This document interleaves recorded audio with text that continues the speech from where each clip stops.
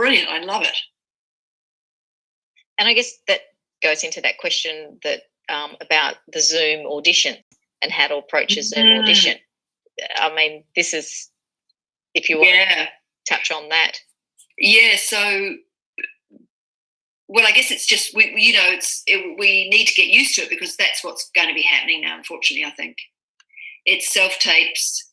So, getting used to being in front of the camera, and having movement within the frame, so not just standing here, but you might want to go like this, use different parts of it. And also, variety comes from when you're truly committed to being in the scene. And I find that I give notes at the beginning.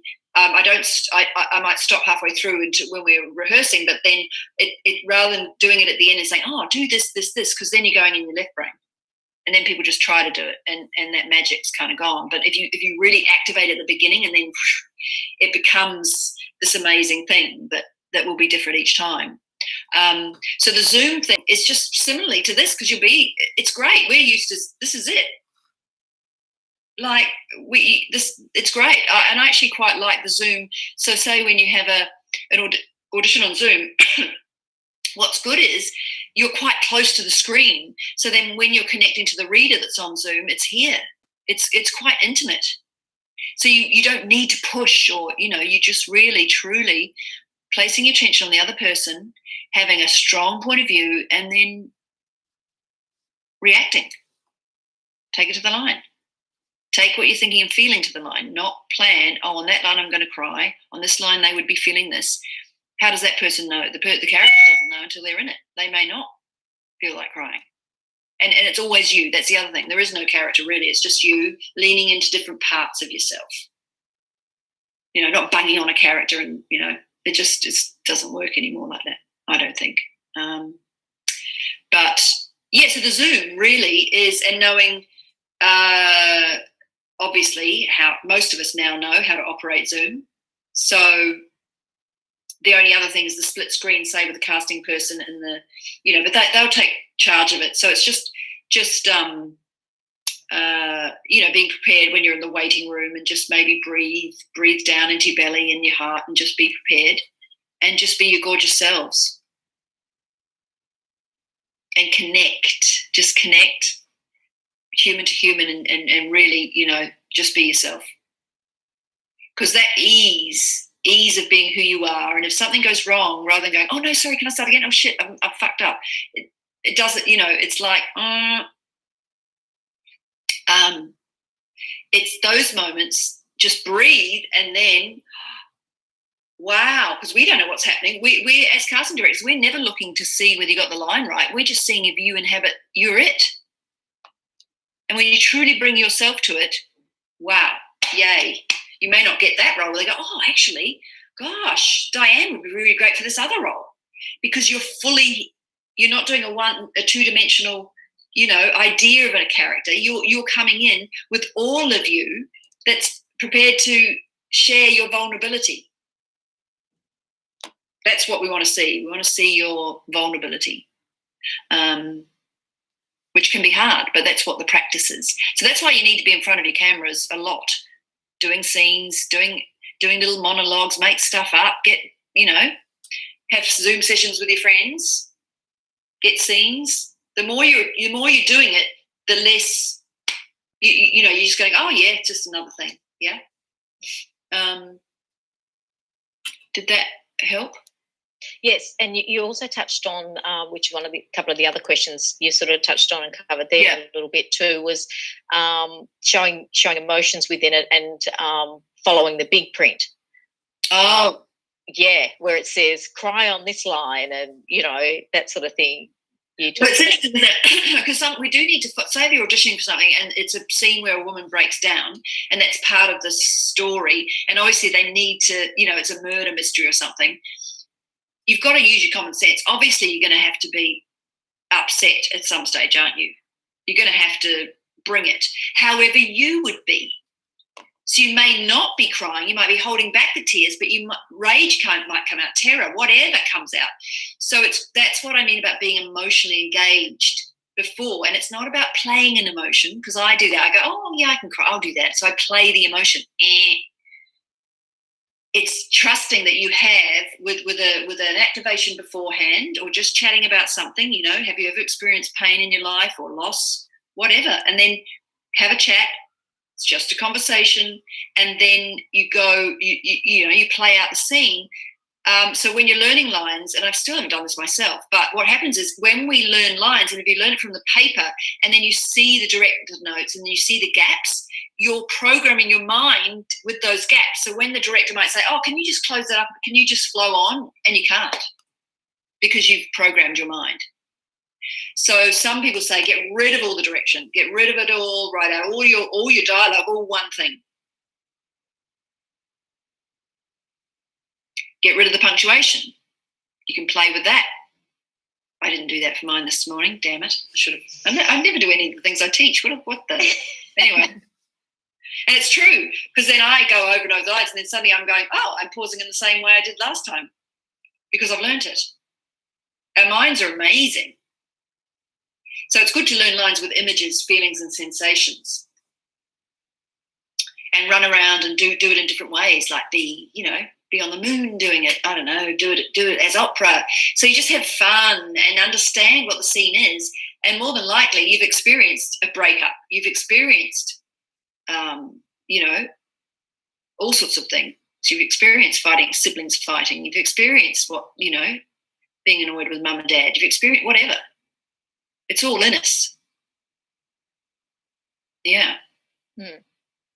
So with auditions as well, whether it's a self-tape or Zoom or whatever, costumes, props, a few technical things, framing, what's acceptable, what's not. Do they shoot on a plain wall or in location now because they're doing it from home? Those sort of things, if you don't mind talking about the technical side of things. Yeah, so really, like I would say, well, just have a hint of the character's clothes. But actually, when you're doing a self-tape, I'd go the whole hog. Like this morning, now, I had my hair a little bit done American, and then I had a nice top, that I thought would suit the character.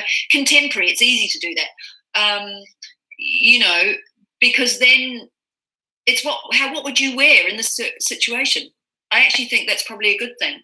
When you're going in for the audition for commercials, it's good to have a hint of what it is. You don't want to go all, say if you're doing a period piece, you don't want to go all out, because sometimes it's a bit try hard and it's too much. So you might just wear a collar that's quite high, or something that that gives you the feeling of the way you might stand, say, in Jane Austen time. But I think own your self-tapes. Make it fun. Really, really, really, really be in the world. And you might want to use, as I said before, somewhere in your own room, in your own house that fits. If you're outside on a bench and you've got a bench outside and you've got greenery out there, I've done that a couple of times. It looks amazing. But then if you've got a blue wall, Nathaniel and Victoria there, they've got a blue wall. It's good to have a clear wall behind you. You don't want any crinks or anything that's kind of distracting, because it can be annoying taking your eyeline off. I like this morning I had a cup, and I love a prop that grounded me, because I was a bit in my head, so I had a cup of tea, and if you have a cup of tea, have real tea in it, whatever you want to do. So one prop is quite good. I think that's really great. And if you come into audition for me, I have props for Africa. I've got, before COVID, because I love props, because they really help you do the business. Yeah, you want to be in an activity that what you would be doing in the scene. Like if you're in an office, you don't want to start the scene like this. Who sits in an office like this? Obviously you might be going, oh God, I'm so overrunning this report. So be doing something before the scene starts. What happens before and what happens after? Yeah. So the scene never starts on the line or finishes on the last line. You've got to keep going until somebody says cut. Otherwise we go, most people go, funny in auditions, they get to the other line and then well, so that's that. And then they cut out straight away. It's like, And no, because you rob us. We want to enjoy it. It's like us watching Netflix or SBS or something, you know. We want to watch the whole thing. We want the full experience. So then you need to commit to putting the fullness of who you are in it. Then it becomes fun, I think. Yeah, definitely. Yeah. I mean, that's the whole part, isn't it, of being an actor, is like, just immersing it. That's why I like theatre. I did a play this year, True West, where I was playing an American mom, and it was, oh my God, it was amazing. It was so much fun.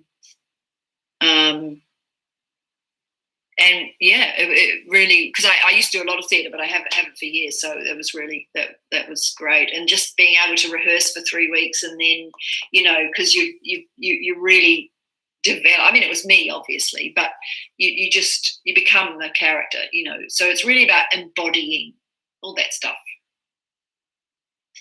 and do it in your way. Yeah. And do you require people to be word perfect with the script, or do you allow a little bit? Well, you know, you've got to go for word perfect, but we should take the perfect out of it.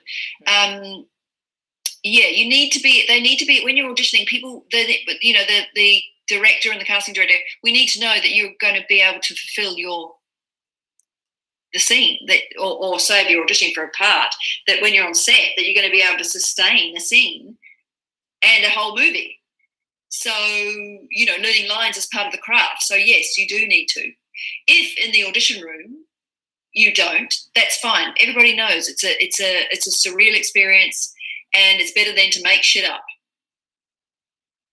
Make it up, improvise, breathe, go whatever you want to do, stay in the world. And that actually may be the moment they go, wow. You know, there's many, many instances of great auditions online where people are, you know, they forget their line. I mean, excuse for swearing again, but because I know Nathaniel's probably quite young, but where Aaron from Breaking Bad, you know, he plays the son, and they're in a hotel room. It's on YouTube. It's amazing. So he's playing the character. You know, he's got his sides there. He's going blah blah blah blah blah, and then he goes, "Oh, what the fuck's my line?" You know, but he stays in it, and you just go, "Wow!" You don't care because he's it. It's really extraordinary to see that. You know, so you see all the people. Emma Stone, her first Easy A audition, she's on a bed with a phone. She's just, the lighting's bad. She's there. It's just her. She's amazing. So what people are doing, it's lack of self-consciousness. That's what it is. Lack of self-consciousness. So if we can release that awareness of being watched, that's the major thing. And you only do that by practice. And is there anything at an audition that people do that you'd rather they didn't, or that kind of is frustrating or annoying that people will do? I think, well, and this is something, I mean, no, I just feel compassion for people who forget lines and they beat themselves up, because I've done that myself. Not too, you know, obviously not too much in an audition, but like, oh, sorry, oh no. I can just see people freaking out, like they've missed a line and they freak out. And it's the way they treat themselves in that moment that you think the director might be thinking, oh, gosh, can we have them on set? Because you need somebody who's going to be easy with that. So it's never, actors forget their lines all over the shop on set, but it's the way in which you handle it. It's got nothing to do with the line. It's the way in which you are kind to yourself. It's water off a duck's back. You don't care. You laugh it off professionally, whatever, and then you get back into it. That's the biggest thing. The other thing I said the other night was when people go, sorry, I've got a cough. Hi. Like, particularly in this sort of current situation. The amount of people that used to do that, and I'm such a chatty person. I want to keep talking. Hi, you know. I'm more a hugger than I don't like shaking hands. I'm more of a hugger, so I'll just hug people, which now isn't great either. But well, I'm not even in the room at the moment. You know, I'm not in the studio, but because we're in lockdown in Sydney. Yeah, nothing.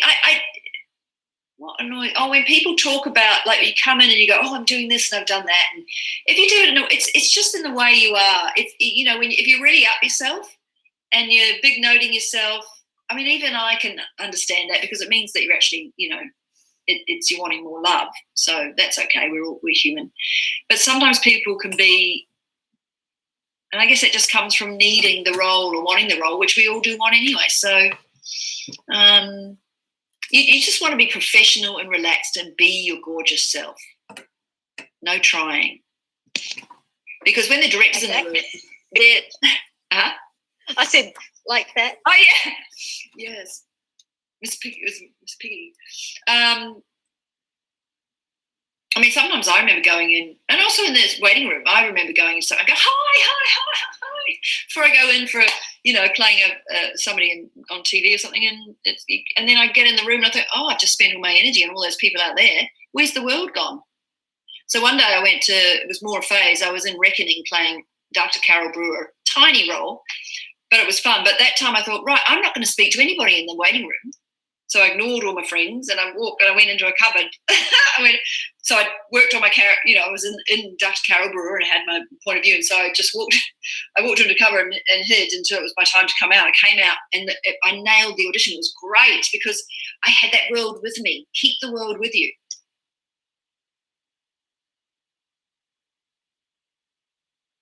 So, but everybody's different. Some people like to, entertain everybody and they're fine. Whatever relaxes you. Relaxation in your body. Get in your body. And that was kind of one of the questions about nerves as well. Body. Breath. Breathe. So you want to do a meditation and visualize yourself doing well. You need to have a daily practice of meditation so that becomes your default. So whatever you can to calm your nervous system down. Don't watch the news. All that stuff we're being encoded with, all that stuff is terrible. So be kind to yourselves. And not meditation where you have to meditate for hours, and there's so many different types. So whatever calms you, it could be walking along a beach, whatever it is, there's so many different. I like doing the simple breath thing, and I listen to frequencies and just connecting into breath is the biggest thing, and imaging, going into my hot belly, warm heart really gets to you. If you're in your heart and your belly, you can't be in your head. So it's a really quick way to shift from your head energy down to your body energy. That's and that becomes, so you practice your default. So say if you're in the room and you start to get nervous, breathe, put your hand on your heart, have your image, whatever, doesn't matter. You can not even close your eyes. You can be talking to somebody and just going like this. Get into your heart, get into your belly.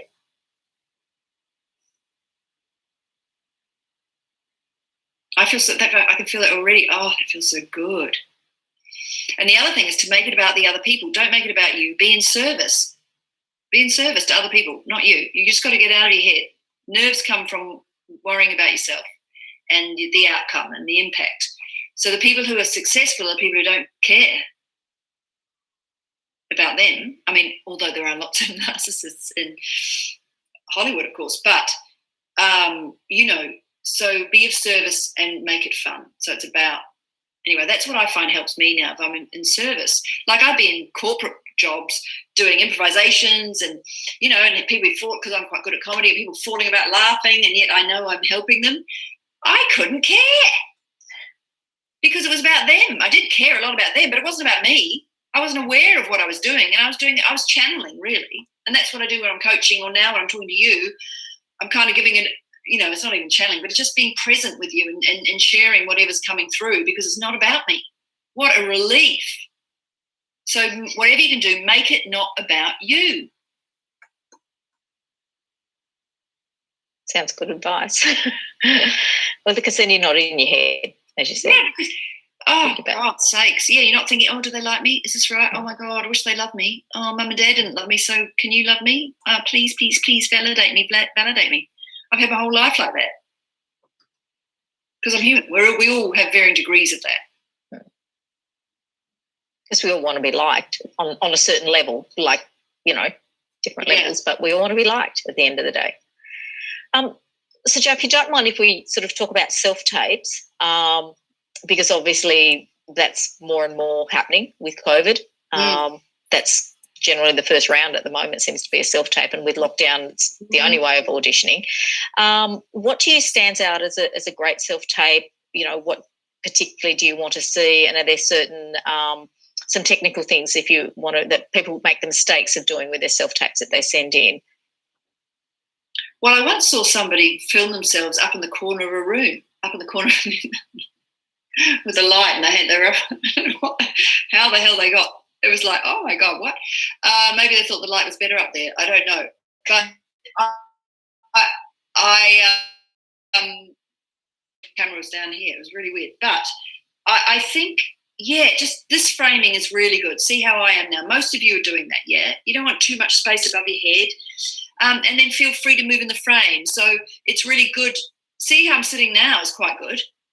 This is like, here I'm sitting, it's better to look at. And then you might be talk. So you're talking to somebody on this side. There you go, you're talking to your reader, or could be talking to the reader here. And then on the other side, use that. The other side is thinking space, yeah? So you've got the reader eye line, you've got your thinking eye line, and then you've got your vista out there, whether you're in a room or whatever. So it's utilizing different aspects of space and not moving too much, but being free to know that. And then if something really happens, you can go like this. Oh, right. Or if the beat change happens, then you go, yeah, stuff there. So you're utilizing, you have impact with movement, you have impact with your voice, with various tones, where you're not going to do the whole thing like blah, blah, blah, blah, blah, blah. Sometimes I speed up talking, sometimes I'm slower. So if you're truly listening, that comes naturally, guys.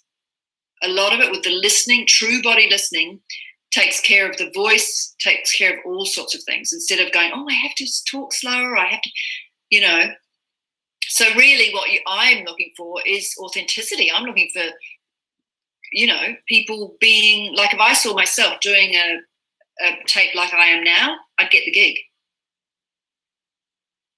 Because I'm connected to what I'm talking about. I'm enthusiastic with it. I'm passionate. I'm connecting to you. You're not talking, but I'm listening somehow to you, because then I've got a high intention around helping you. So you need to have a strong point of view, and you need to be really committed. And that's what, and natural. So it's like a conversation. I'm looking for conversation. I'm looking for connection. I'm not looking for, performative things, and also surprise and have fun, do something really crazy. Not obviously like mental where it's like, you're just doing something that's out of the world, but make some bold choices within the given circumstances. Does that make sense? Mm-hmm. So the eyeliner, you need to have your eyes lit. So get a good light. I mean, I've just got this box light here.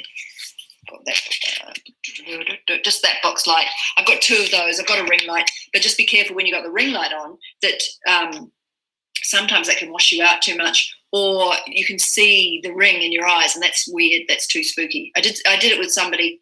We were doing because I did coaching, for self-tapes and stuff, obviously, and I didn't notice, and then she had the ring light and a really good tape. I thought, oh, damn it. So it was just too weird to use, although I guess you can take it out later. So you just want to get used to the space, and Google auditions. Vimeo's full of them, and get tips from there, yeah? And with the ID slate, character or as you? As you. Yeah. As you.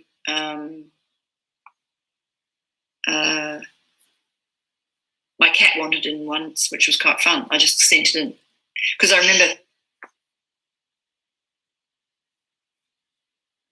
Thanks for joining and listening to that little webinar.